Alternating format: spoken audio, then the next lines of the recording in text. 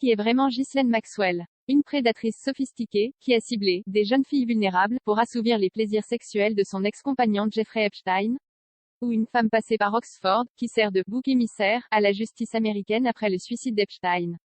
Lors des plaidoiries finales, lundi, l'accusation et la défense ont présenté deux versions diamétralement opposées au jury, qui devait se retirer en fin de journée pour commencer de délibérer. Inculpée de 6 charges, notamment de trafic sexuel de mineurs, la fille de Robert Maxwell risque jusqu'à 80 ans de réclusion.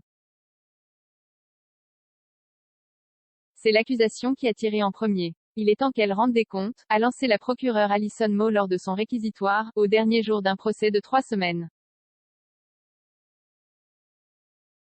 Selon la procureure, Ghislaine Maxwell était la clé du système mis en place par Jeffrey Epstein pour recruter de jeunes filles qu'il abusait sexuellement.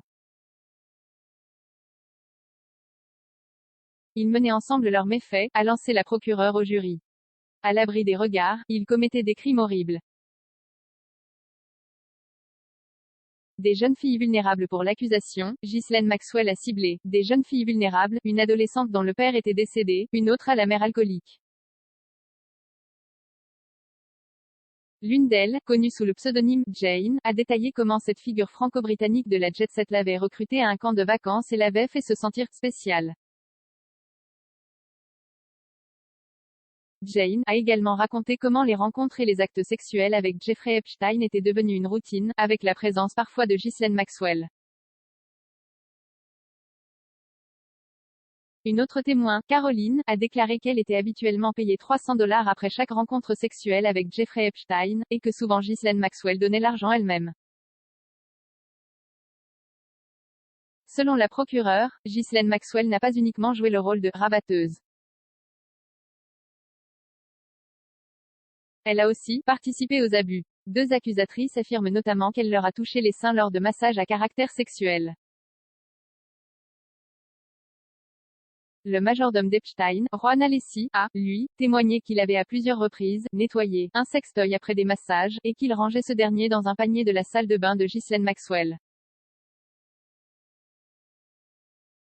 Bouc émissaire, pour la défense, Ghislaine Maxwell est un bouc émissaire qui porte le chapeau pour Epstein en son absence.